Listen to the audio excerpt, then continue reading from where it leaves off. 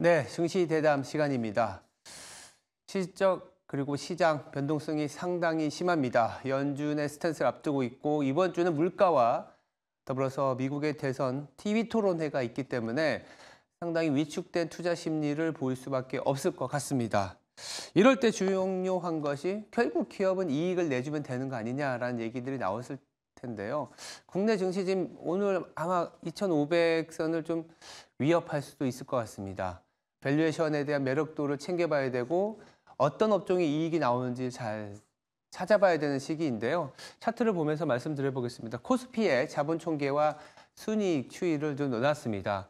이 짙은 파란 선이 자본 총계이고 순이익은 당연히 변동성이 높을 수밖에 없습니다만 올해 2024년 예상되는 순이익이 190조 원이 될 것으로 보고는 있습니다. 컨센서스 상황인데요. 거의 우리가 흔히 얘기하는 역사적인 최고치 레벨까지 가 있습니다만 지수는 왜 이렇게 못 오를까요? 자본 총계는 오히려 더 높기 때문입니다. 보시면 아시겠지만 이 짙은 파란 선이 자본 총계고 옅은 파란 선이 순이익인데 21년보다 조금은 높은 수준이긴 하지만 자본 총계가 2021년 대비해서 무려 25%나 늘어났습니다. 1,800조에서 2,200조로 늘어났기 때문에 그에 상응하는 순이익이 나와야 소위 말하는 우리 ROE가 잘 나올 수 있는데 2021년에는 10%에 넘나들던 ROE가 코로나 이후의 긴축을 통해서 때로는 이 자본이 사실 이 이익의 잉여금으로 쌓인 게 아니라 여러 가지 신규 상장이나 좀 자본, 그러니까 주식 발행 같은 그런 이유 때문에 자본이 증가했기 때문에 ROE가 떨어져 있습니다. 그래서 8%대의 ROE다 보니까 이 정도 2,500, 2,600이 내지는 2,700, 2,800 가면 좀 부담스럽다라는 얘기들이 나왔는데요. 현 상황에서 올해의 이익의 신뢰도, 내년의 이익이 또 240조 원 이상 나온다고 보는데 정말 그런 업종이 있는지를 전 잘 찾아봐야겠습니다. 증시 대담에서 잘 다뤄보도록 하겠습니다. 지금 바로 시작하겠습니다.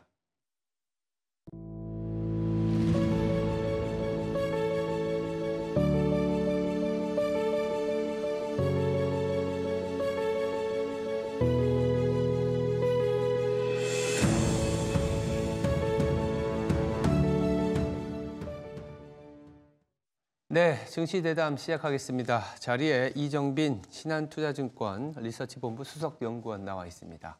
안녕하세요. 네, 안녕하세요. 야, 이게 시장 참 변동성이 심합니다. 이럴 때 또 백투 베이식이죠. 매크로 상황 누가 알겠습니까? 이익을 좀 봐야겠죠. 2024년 우리 코스피의 이익, 순이익과 영업이익이 현재 어떤 추이를 보이고 있는지 전망치가 계속 바뀌지 않습니까? 예, 그래서 이 맞습니다. 전망치가 현 상황에서는 어느 정도 레벨 그리고 좀 하향 조정되고 있는지 상향 조정되고 있는지 좀 살펴볼 필요가 있을 것 같습니다. 어떤가요? 시장 전반적으로는 뭐 크게 변한 게 없습니다. 아직은? 그 8월 초에 저희가 겪었던 블랙 먼데이 이후에 네. 증시 센티먼트가 커졌고 또 최근엔 경기도나 우려로 금융시장 변동성이 커지는 상황인데요. 네. 그럼에도 불구하고 생각보다 실적 추정치가 안 빠졌고 물론 이제 실적 전망치가 좀 후행하는 경향이 있거든요. 네. 그래서 어느 정도 이제 슬로우다운이라든지 둔화될 여지는 있는데 네. 제가 그 컨센서스를 집계해 본 결과 2024년 영업이익과 순이익 각각 277조 원이랑 194조 원으로 나오고 있습니다. 네. 그래서 연초 대비 순이익 컨센서스 증가 기여도 상위 섹터는 반도체랑 유틸리티로 나오고 있고요. 최근 트렌드를 봤을 때는 최근 유틸리티는 좀 실적 이익 추정치가 둔화되고 있는 상황입니다. 즉 말씀을 드리면 반도체 나홀로 실적 컨센서스에 기여한 부분이 크다라고 볼 수가 있을 것 같은데요. 우리 증시에서 상장사 전체에서 반도체 실적을 제외하면은 사실 크게 오른 게 없습니다. 그래서 최근에 인공지능 과잉 투자 경기 둔화 우려감이 확산되면서 이런 그 엔비디아 급락이 출현을 했었고, 네. 지금 현 시점에서 국내 반도체에 대한 실적 피크아웃 가능성이 높아지는 구간이라고 말씀을 드릴 수 있을 것 같습니다. 어쨌든 반도체에 대한 고민과 실적의 변화를 좀 계속 주시하는 상황이 펼쳐지고 있습니다. 9월이다 보니까 3분기 후반이고 10월부터 본격화되는 실적 시즌 앞서서는 큰 변화는 아직은 포착되지는 않고 있습니다. 그렇다면 이제 3분기 실적 제가 좀 말씀을 드렸는데 3분기에 대한 변화 그리고 더불어서 슬슬 또 2025년에 대한 순익 변화도 좀 진행이 되고 있을 것 같은데 현재 그 3분기 변화는 좀 어떤가요? 예, 3분기는 YY로 65% 증가 예상되고 숫자로는 77조 원입니다. 네. 예, 이어서 4분기까지 말씀을 드리면 영업이익이 72조 원이거든요. 전년 동기 대비 72%예요. 그래서 3분기보다는 YY 그로스가 숫자가 좀 더 높은데 이거 같은 경우 이제 작년 그런 기저효과 4분기 때 보통 컨센 하회 가능성이 높거든요. 이게 네. 베이스가 낮다 보니까 좀 숫자가 높게 나오는 경향이 크고 2025년 영업이익 같은 경우에는 344조 원으로 올해보다는 24% 증가할 것으로 예상이 되고 있습니다. 그러니까 올해 실적이 23년 기반으로 뭐 전년 대비 60% 증가한다라면은 이게 이 YY 성장률이 이제 대폭 감소하는 숫자라고 말씀을 드릴 수 있을 것 같아요. 그래서 23년은 기저효과로 24년 실적 증가율 유난히 높은 상황이고 24년 실적 증가율이 높기 때문에 반대급부로 25년의 실적 증가율은 올해보다는 둔화될 가능성이 높다라고 판단을 하고 있습니다. 그래서 인공지능 모멘텀으로 미국 수출과 연동되는 부분이 IT 및 반도체 업종의 업종 실적 수혜로 나타났지만 실적 모멘텀은 둔화될 여진이 있다라고 보고 있습니다.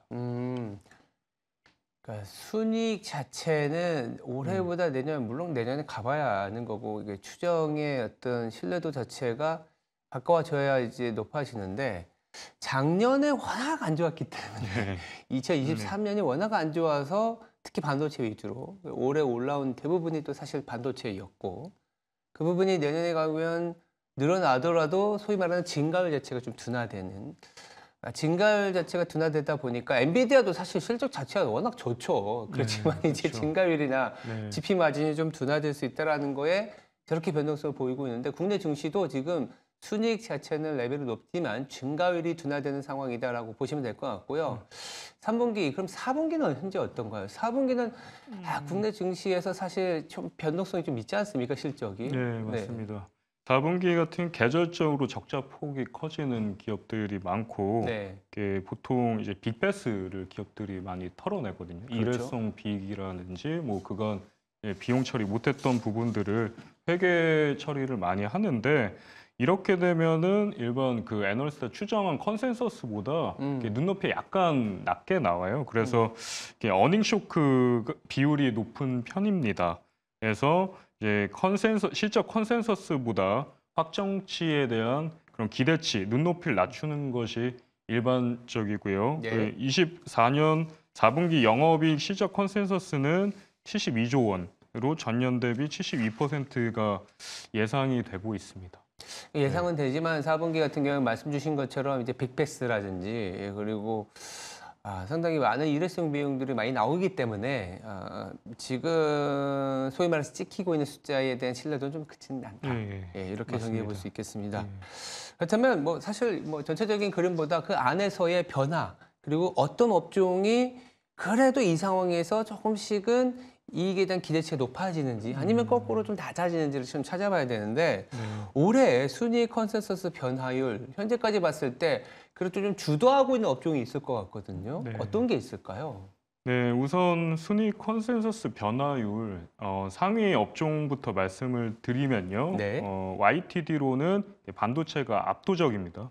아까 앞서 말씀드렸다시피 반도체 빼면은 크게 오른 부분이 없는데 네. 그 중에 최근 트렌드를 반영하면 디스플레이라든지 조선, 헬스케어, 기계, 소프트웨어로 나오고 있는데요.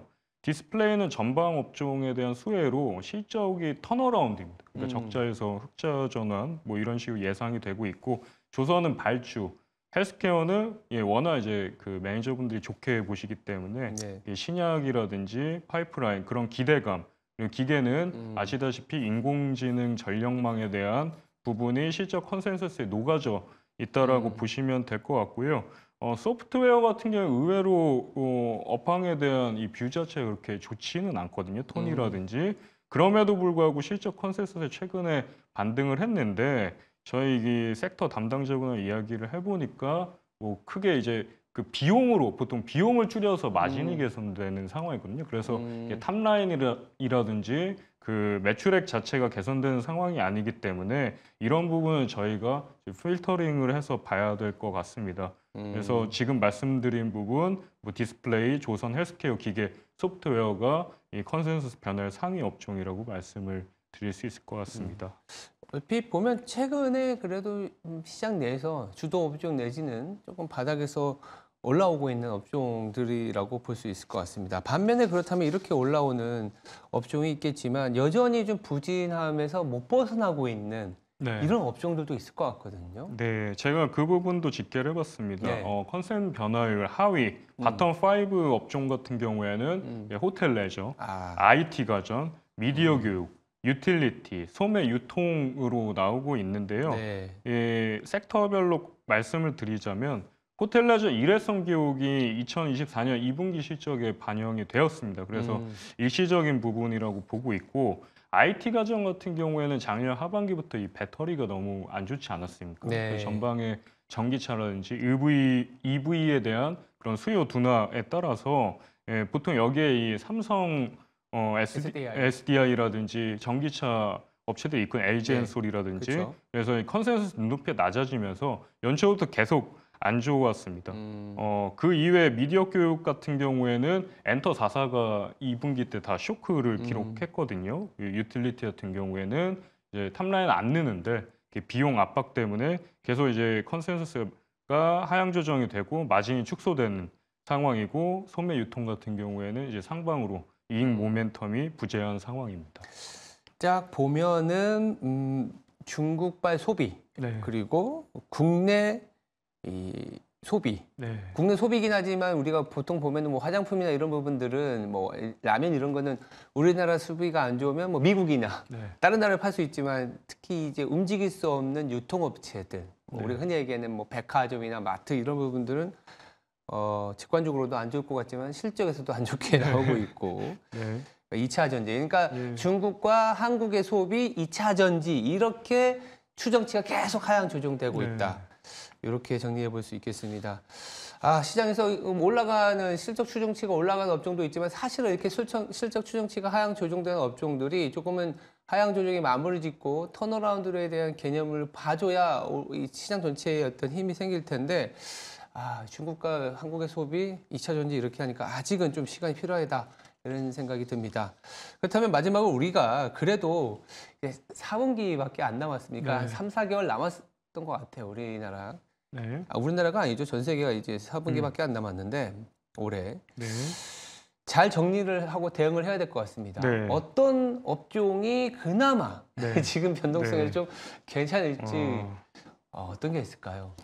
네, 아무래도 이제 실적이 탄탄한 기업으로 대응을 하셔야 될 것 같은데 최근에 이게 미국 대선도 앞두고 있고 주식시장 변동성이 보통 굉장히 심하죠. 대선 전에는 좀 커지는 경향이 있는데 이런 구간에서는 제 실적주라든지 방어주로 대응을 하라고 말씀을 드리고 싶어요. 네. 그래서 실적 컨센서스도 방어 섹터에서도 최근에 많이 올라오고 있는 상황이고 헬스케어라든지 금융, 통신 서비스, 필수 소비재 등 이런 방어 업종을 제안을 드리고 싶고요. 네. 이런 부분들이 이제 로우 베타라는 변동성을 좀 낮추는 종목들입니다. 그래서 앞서 말씀드렸던 업종, 섹터들이 이익 모멘텀 측면에서도 긍정적이고 주가 변동성도 크지 않은 상황인데요. 네. 이런 sen서에서 종목단에서 말씀을 드리면 이 신한지주, 하나금융지주, 삼성바이오로직스, 셀트리온, SK텔레콤, KTNG로 말씀을 드리는데 이미 시장에서도 이런 수급 로테이션이 진행이 되고 있거든요. 예. 미국 전방업종이라든지 방어 섹터, 헬스케어 쪽으로 수급이 이동하고 있기 때문에 이런 이 저변동성 관련 종목으로 대응하시는 것들을 제안을 드리고 있습니다. 우리나라에서 저변동성은 또 의외로 이제 금융주가 들어가 있습니다. 예. 상당한 이제 밸류업과 관련된 뭐랄까요 자본에 대한 활용도. 네. 그래서 정리해 보면 이제 밸류업 관련 금융주 그리고 삼성바이오와 셀트리온처럼 최근에 이제 부각이 되고 있는 제약 바이오 그리고 전통적인 방어주인 이제 통신 KTNG 같은 경우는 최근에 또 네. 상당히 주가가 좋더라고요. 이럴 때 방어주 역할을 하지 않습니까? 이렇게 좀 시장 대응을 좀 잘 해봐야 되는 타이밍입니다. 지금까지 이정빈 죄송합니다. 신한금융투자를 예, 맞습니다. 이정빈 신한투자증권 리서치본부 수석연구원이었습니다. 말씀 감사합니다. 네, 감사합니다.